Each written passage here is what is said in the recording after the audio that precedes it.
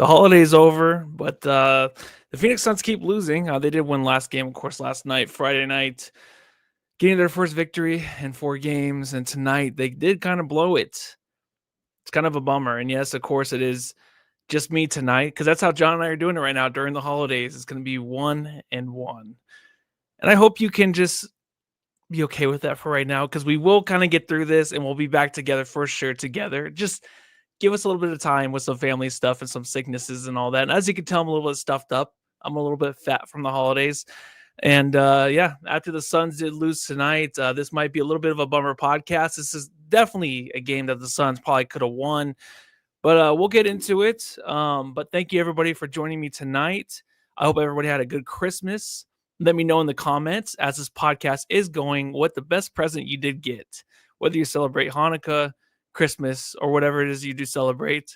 Let me know your number one present. I want to hear about it because I got some pretty good ones too. But let's start this pod.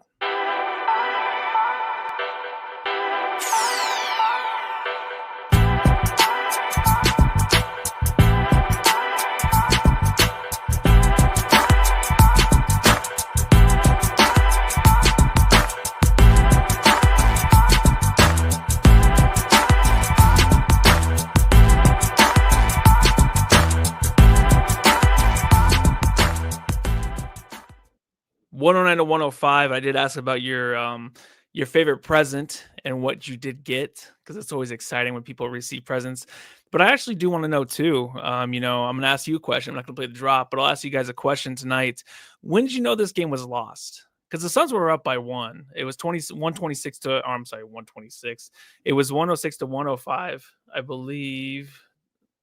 I'm sorry, 105. They were up by 1 point, 105, 104, I believe. So maybe I got that incorrect.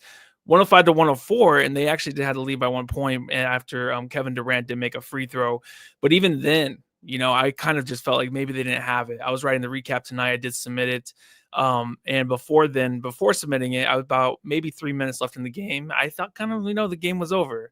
My voice will be in and out more than usual, but I do apologize. I am coming down with a little bit of a cold, so please hang in there. But I did think the Suns had kind of just, they had it. They had their chance, right? They had those runs they needed in the first half to kind of put this game away early. The third quarter, they definitely did struggle. Both teams did from the field. That was the lowest scoring quarter, but also just the Suns having a 9-point lead, just kind of just showing like, hey, like we have our foot on their throats. 100 to 91. The Suns were up. Right then and there, that's kind of a point where you want Kevin Durant or Beal to finish this game off. Both were unable to do it. And I did get I do see a comment right here from Griff. The best present would be Beal off the team. Now, I don't know if you really did get that for Christmas, but it's kind of brutal to kind of say tonight, only because I felt like Beal, with all's been said and done with him and with the injuries and with the contract, I kind of liked what I saw from him. So we'll go to his play first. And she said, you're not the only one, but you're the best, Bradley. Bo, bo. It was mostly in the first half when Bradley Beal had 22 points in the first half. Him and Kevin Durant combined for 40 points.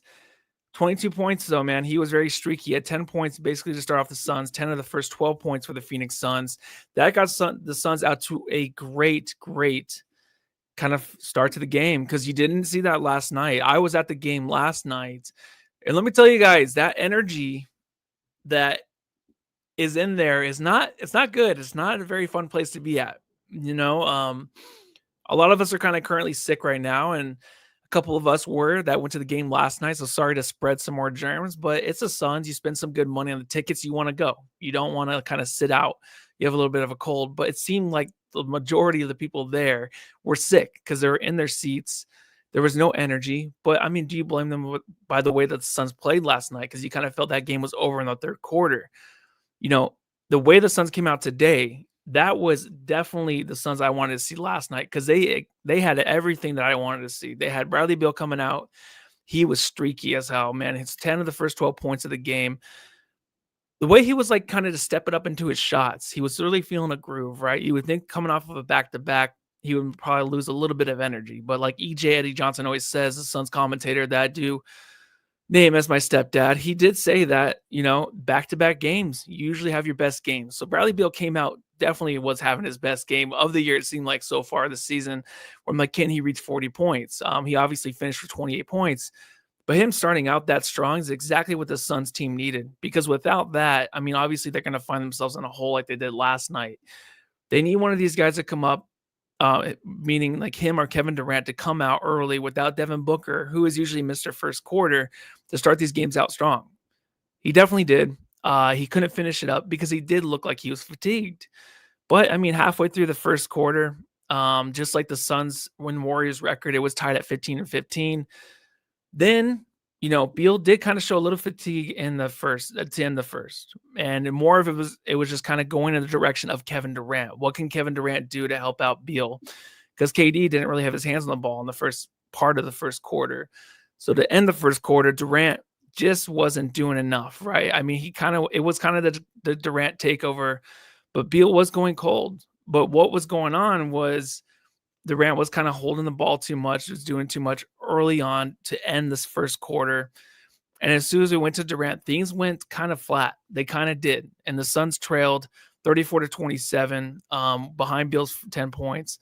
Durant did have the 10 points in the first quarter, but it was just kind of the offense you saw just throughout the whole season where it comes back to where I kind of came up with a nickname for Kevin Durant, like the compactor, because I feel like when he gets down there and he gets down there in the paint, gets to his spots, he's always churning. He was always down there with the ball, and you never see what the fuck's going on. Either he's losing it or he's just having the hardest time bringing it up for a jump shot. And when it comes up, it's very difficult. But tonight, dude, the compactor was such a bad name. It's such a bad name. Let's not go with compactor. I was going to say trash compactor, but I can't do that to Kevin Durant because he did score 31 points tonight, which is just automatic from him. But like he's always just down there kind of doing his thing, but it just takes away from the Suns offense. I think the way they came out tonight was just absolutely on fire. I think the way that Beal was really just holding his own and owning the ball and just making sure that he was getting his good looks was exactly what like Kyrie did last night, getting 12 points right away, hitting 4 of his first 5 3-pointers. So Kuminga, though, it was on the other side of the ball, man. He had the 12 points in the first quarter. It was difficult for anybody to kind of do anything to contain him. I mean, obviously, the Warriors on the other side of the ball, they're trying to look for maybe a trade partner to get another star over here. So with Kuminga coming off the bench, he was a starter for a little bit there. I think Draymond gave up his spot for a few games. It was hard to see Kuminga come in off the bench and scores 34 points because the Suns obviously don't have that guy right now. They don't have the guy coming off the bench. They'd have basically their starters, and you can throw Josh Okogie in there coming off the bench and Monte Morris to give you some points, but the Suns are limited, right? They don't have Grayson Allen, who's still in concussion protocol, so that hit to the back of the head was even worse than we thought. He was supposed to play Monday, even maybe Christmas Day and all that, but didn't happen. He's still out. And then Royce O'Neal in the second quarter to end the second quarter, he did twist his ankle. So the only way we're going to win these games, obviously, if we have a guy like Grayson Allen or Royce O'Neal to kind of come in and get hot and just hit and just become automatic from 3. Because when you have Kevin Durant, when you have Beal, and I know it's like Beal, I want those 40 points. But when you have them scoring 30 points each you need those other guys to step up, right? You can't really rely on Ryan Dunn, who's starting tonight and had the 15 points. That was great, but you can't count on that. You don't know what's going to happen. So I know we'll talk about Nurk in a second, but not having Nurk and then not having Grayson Allen and Royce O'Neal to finish the game, it's just killer in a game like this because it is a back-to-back, and by the end of the game, you're going to be a little fatigued, and you're going to have to hit a few threes here or there. So that was basically the story I thought of this game. I mean, I think that the way that Kuminga came out and just kind of held his own the whole game, that you had to rely on Kevin Durant and Bradley Beal, which, it's tough to do. It's a tough one because I really don't think that you can. I was talking to my nephew last night who came in from Kentucky to visit, and we were talking at the game, and I just don't see it as anything threatening. There's something about, just looking at, okay, like last night we played the Mavericks without Luka. right? We should probably win that if Kevin Durant and Beal are your guys. And I think like we keep saying that over and over. Oh, I see something interesting in the comment. We keep saying that over and over. Like it's just not enticing. It's nothing that I would even care about if I was an opposing team's fan. Like, oh, you got Durant, you got Beal. I don't care. They haven't done anything all year. It's not threatening. But when you're playing against a Luka-less team, you think it would be a little bit more interesting. But that team, even they manhandled the Suns. So the fact that we still have these names and it's just not producing, we have it on paper, it's just not producing on the court. It's a frustrating thing. And that's why, like New Hope, Manny says Grayson out was a big loss for tonight's game. It's because we have to count on those guys. We do. We have no other choice but to count on those guys to come in and just get hot to win these type of games. It's a scary thing. Obviously, we do miss Devin Booker, and they're being text message. And nephew Hayden did make it back. He just got into Kentucky. So my prayers. I'm so glad he made it back. All right. So back to the game though. I think that it was telling in the third quarter for the Suns that, this is gonna be a game that's gonna be manageable to get. I don't think that it was a game that was out of hand, out of reach, but when you are up by 9 points in the fourth quarter and you just give up a 17-5 run by the Warriors, then there's not much else that you can do. Sorry, a little bit of a cough there. Not much else you can do as a fan to really believe in this team and just think like you have a chance. But I do want to get into like the third quarter. Like I said, like Jackson Davis came out, and this guy for the Golden State Warriors was a little bit of a star there tonight. And I think that his 16 points and his 10 rebounds and a little bit of a screechy voice from me. It was a tough watch there, especially to start the third quarter when you want the Suns to come out and start out with a good energy that like they had in the first quarter. They didn't have it. Jackson Davis had the 4 blocks. He had the 10 rebounds total tonight, but in that third quarter, he set the tone. And it was a third quarter where both teams kind of really struggled, right? The Suns had the 22 points. The Warriors had 21 points. So them coming out kind of flat on both ends, it's like, okay, the Suns are still in it, right? Turnovers were an issue for the Suns in the third. I think it was definitely a big breaking point for this team because what did they finish? So turnovers, they had the 7 turnovers and they had the 9 points off turnovers the Warriors did. So when you're playing a Warriors team who has struggled, they lost 3 in a row. They got their first win after losing 3 in a row.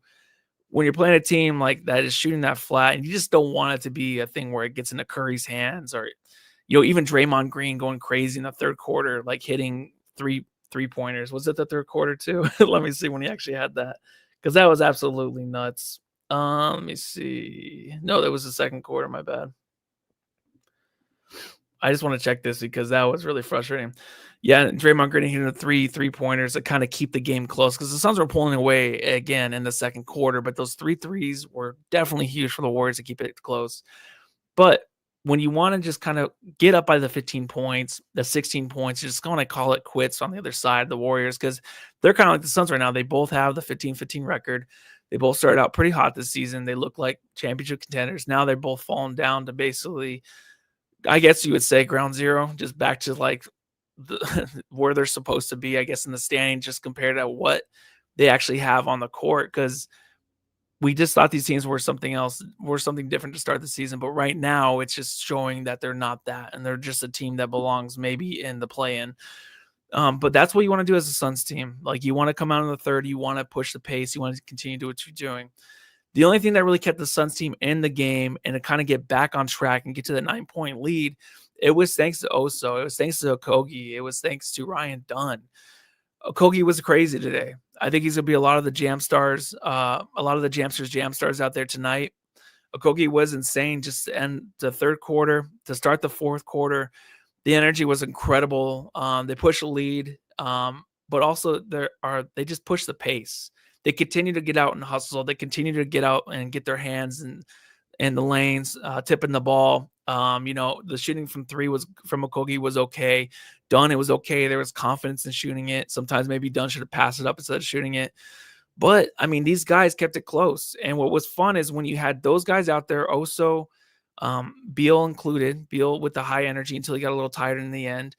When you have those two, you have Dunn and you have Oso and Okogie.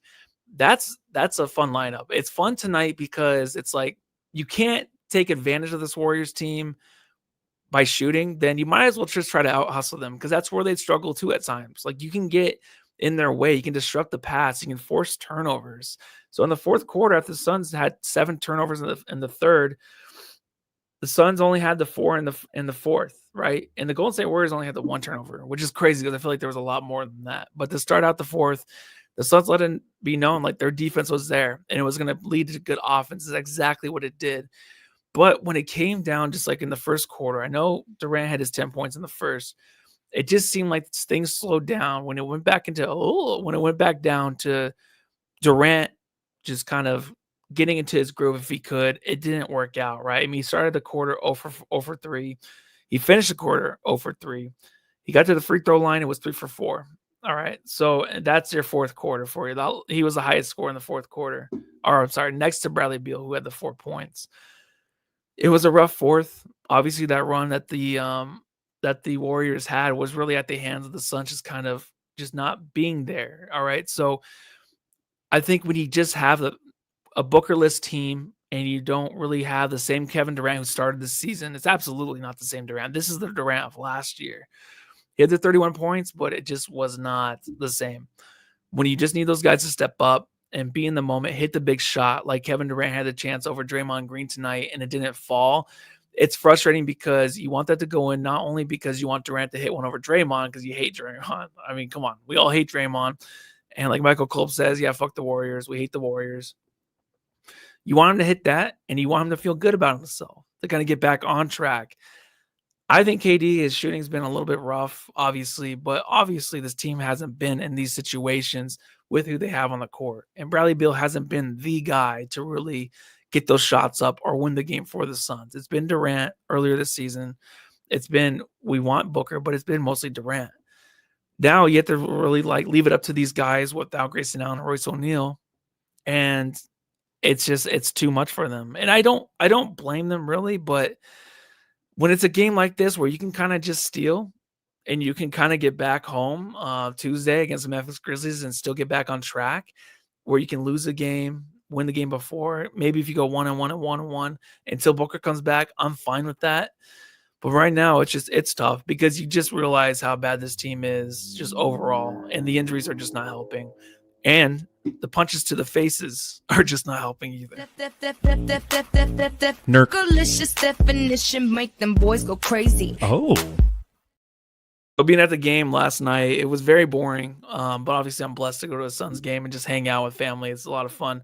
But I think that the best part of the game was the altercation. And of course, I was up and I went to go get a drink and I missed it. So the most exciting part of the game was over right before I got back to my seats. But Nurkic, who did take the first swing, is now going to be suspended 3 games, including tonight. Missing him, I don't know if it's really a thing. Jamsters out there. Sorry, I haven't really been reading the comments. I've been kind of just going off. I think that, you don't miss him too much, but you kind of do at times just because you can get a little fatigued. But Plumlee tonight, just filling his shoes.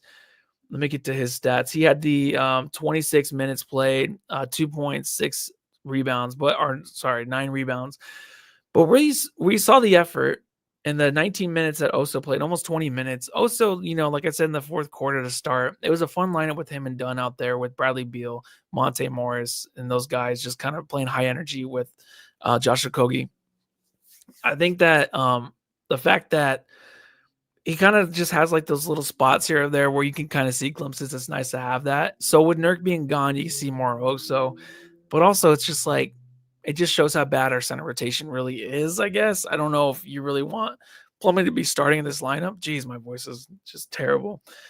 You don't want Plumlee to be obviously the starter, but he's not as bad. And, I've always been on the side of, hey, if we have to rely on our big 3 guys to really step up and just win these games, and we have these guys as our center and Nurkic and Plumlee, then I'm okay with it because we don't need to rely on a really good center to get things done, to win games. It should be those other guys, but those other guys aren't doing it. So when those other guys aren't winning the game and they're not stepping up and hitting the big shots when it matters at the end of games, then you're just going to question them. Because, Jamster's out there. Are we even thinking like, oh my God, if Nurk was in there, we would have won this game? I don't think that. I mean, 2 plays into the game last game, I was shouting for him to be traded, even though I'm not even on that side of things, just because it looks bad when he's on the court at times. Let's see. John Tran says we expect too much of our centers and need to simplify their roles. Exactly. And there was a lot of like, hey, like Nurk isn't really who he was last year, where he was point Nurk. And I love Nurk last year. I thought he was fantastic. A simple role is fine. He shouldn't be talked about. He should just basically be like the long snapper in the NFL, just like he's there to get the job done. And we don't ever talk about him or know who he is. Because that's exactly what I want from Nurkic. That's what I want from our centers. We're not going to have guys that dunk. And that was one thing talked about last game. We don't have the high flyers. We don't have the guys that can come out and dunk the ball and make things exciting for the crowd to get them out of their seat. We just have shooters. We have some guys that can finish around the rim, but we just have 3-point shooters. We have guys that can shoot from mid-range but won't. But we do also have centers that, like tonight earlier in the game, we're around the rim and still passing it up. So it's still a little frustrating on that part, where you just know they're going to go for 3 no matter what, even if you're wide open at the rim, like Ben Simmons in the Eastern Conference Finals. A guy that really stepped up tonight, and Ryan Dunn, I did speak about him a little bit earlier, but it's really good for him to show up with the 15 points and 4 rebounds. He shot 1 for 6 from 3. I think he was very confident in that shot. You can say, hey, don't shoot too much, but you kind of want the Ryan Dunn of old. Oh, cough mute right there. You want the Ryan Dunn of old to come back, because we definitely need it, right? So what we're looking at right now is Nurkic is going to be out 2 more games, which is fine, I guess. Devin Booker, we don't know like when he's going to return. Maybe a few games, maybe 3 games. Who knows? But right now is we need that energy from those rookies. Like they have to get us through stretches like they did tonight with that lineup that I mentioned before with Josh Okogie, Monte Morris, and Bradley Beal, where they just make these plays that are not going to show up in the stat sheet or the box score.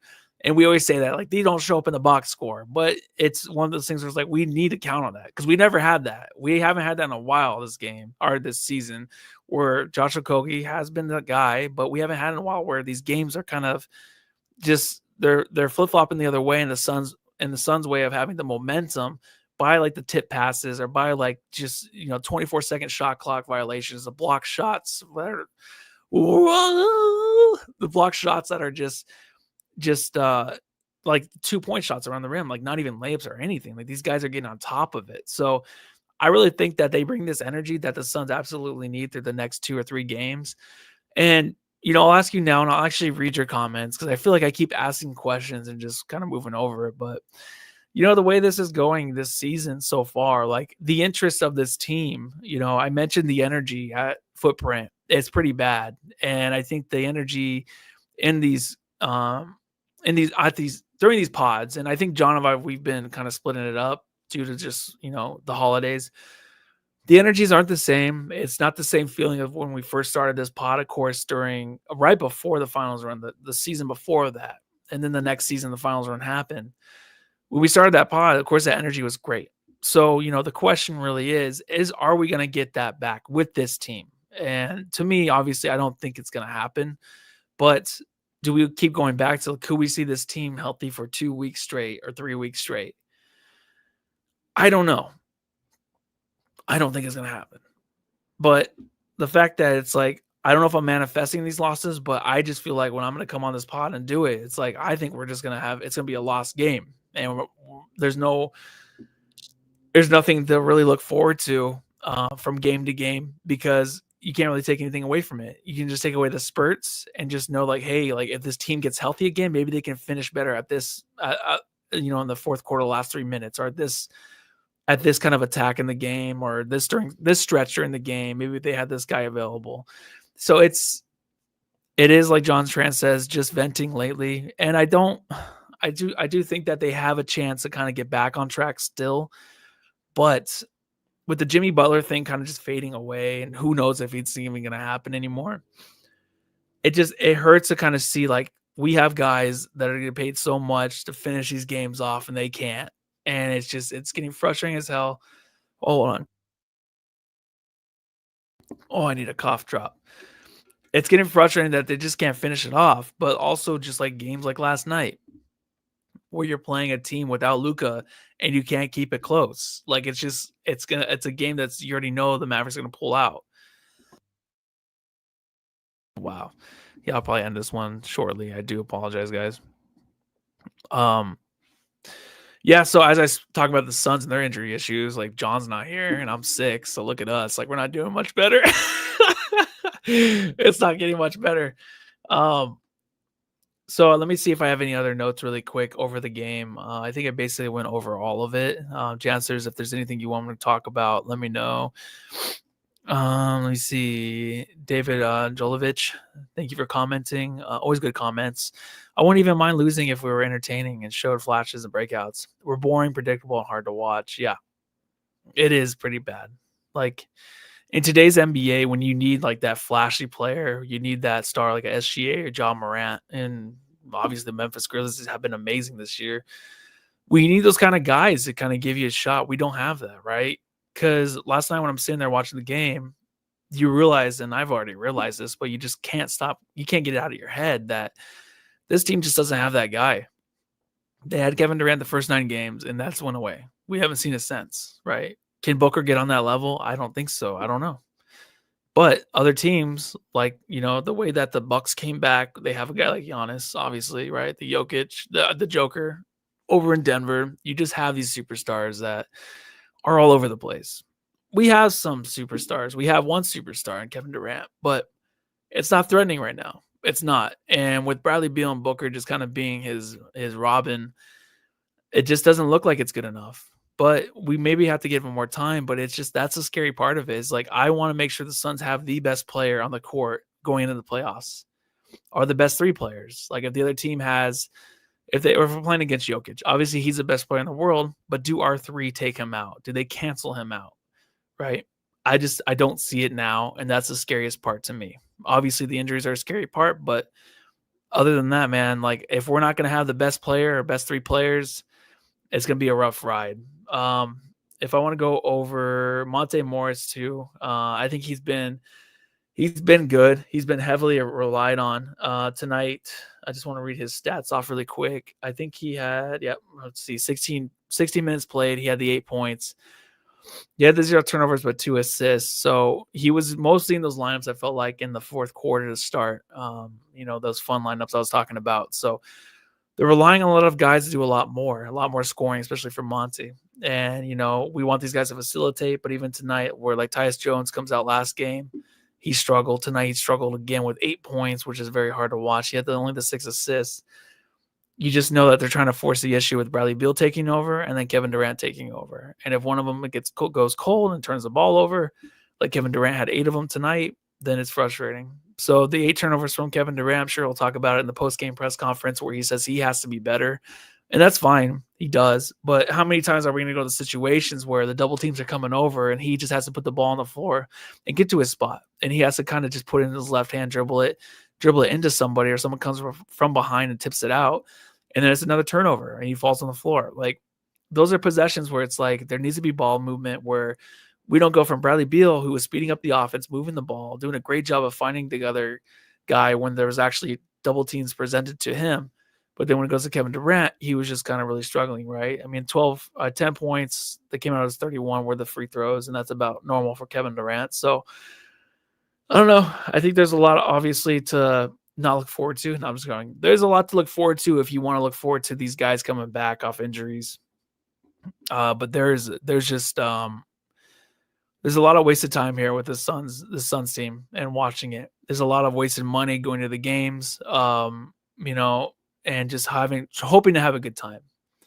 And as from a fan experience, I think it's miserable to be there. When I usually go to the game, it's the media row. So just taking notes, and you notice the energy, but you're not there to be a fan, right? To be there and to be a fan, it's really rough right now. I think Matt HP has done a great job of putting this team together. I think he's made a lot of good moves, the $2 menu, which is fantastic. I think we're always going to be a team that's going to be a winner, right? We're going to be a team that's going to be hopefully above 500 for a long time with the money that he's going to spend on this team. But the fan experience, it is just absolutely brutal. And to go from like the defensive chant when you're younger and going to the games and actually screaming it, and then now it's just kind of just the defense from the animatronics or whatever, like just following along with that with no one repeating it.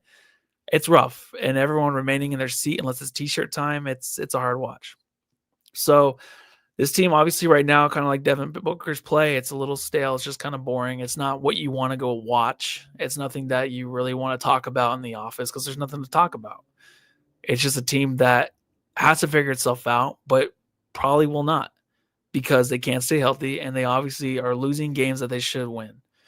And, one last thing, probably before I get out of here, Bradley Beal at the end, he looked sad. He looked a little slumped over and, losing the game. He did take a 2-point shot when we were down by 3. Maybe he should have took a 3, got a better looking shot. He missed it, went to free throws, and we lost, obviously. Draymond comes over to him at the end of the game and is like, "Oh, like hanging there." It's like, that's the time where I would just punch Draymond. Like, get the fuck out of my face. And I don't want to dap up Draymond or anything after those games. The Suns need to get mean, and they need to start not talking shit, but they got to be in these guys' faces. They got to make sure that they're coming out, and they're the ones, that are saying, "Hey, great game," and being an asshole about it. That's one thing that bothers me. It's like, I don't want to dap up these guys that are coming over like, "Hey, great game," when these are guys you're going to have to probably contend for the 7th seed or the 6th seed. I don't want to see it. I want to see a change. I think with Beal kind of admitting to, us in a post-game interview after 2 games, after their 1 win that they had in the last 5 games, that Bud got into us and let us know. It's like, why does that have to happen? I think the energy was there tonight, but you got to make the big shots to win. But why does that have to happen for you to go out and give the energy like a Josh Okogie or Ryan Dunn or the rookies to really finish these games off? Is it because Kevin Durant's just too old? Is it because Bradley Beal is a little worried about getting hurt? But Bradley Beal's been putting out the energy. He has, right? He hasn't hit the big shots. But are we just too old? Are we just not as athletic as these other teams? It's just not going to work. So obviously a lot of questions, man, but I want this team to get mean. I want them to get tough. I think when they hit the mark, when they are all healthy again, it's like there's no excuses, obviously. And right now there's not, but there is because the guys are going to miss games. But they need to get tough. And I'm sick of being pushed over again. I don't want it to go back to where the Golden State Warriors were calling timeouts and Draymond's pulling out the whiteboard to draw up plays against the Suns. Let's not be a soft team anymore. Let's come out and hit them in the head and just keep running with it, right? Stop shooting yourselves in the foot, take care of the ball, have an actual offensive possession that makes sense and that's crisp and clean to get you over the hump and put this team away. My voice, we're a little tired, and I think we're about to take off. Subreddit, sorry. I did not get to it tonight. Obviously, when John gets back and we're together again, to start the new year, we'll keep rolling through. We'll have a more consistent pod that's both of us, and we're having a better time because I know by then the Suns will be better, right? But until then, I think, you know what? Let me go ahead. This is something we have to do because this guy definitely.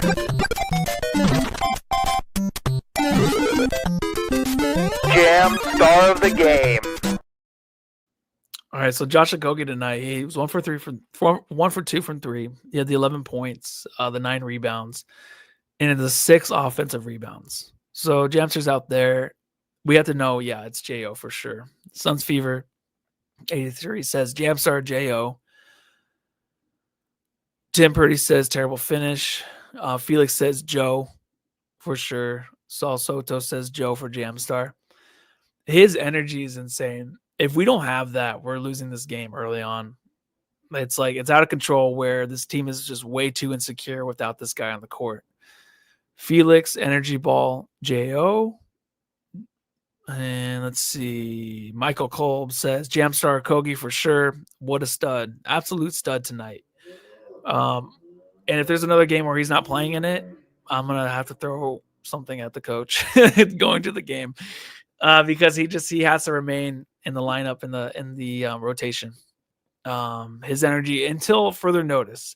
J.O., of course, can have those games where it's like frustrating, but dude, if he's just this way and he's like this way maybe 3 out of 5 games, then you got to keep him in there. we have to have a guy like in there that's gonna fuck shit up. And he's played the 30 minutes tonight, and it was energy all night long. So he is definitely something special. And Kiko G says, "Oh, Jo, special mention to Dunn, John Tren, Jo's energy."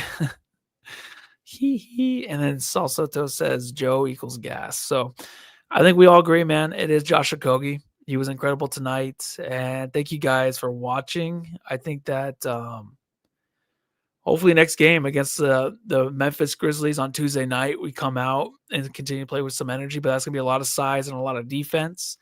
So I'm honestly looking at another loss. But until then, man, go home, love your family, everybody.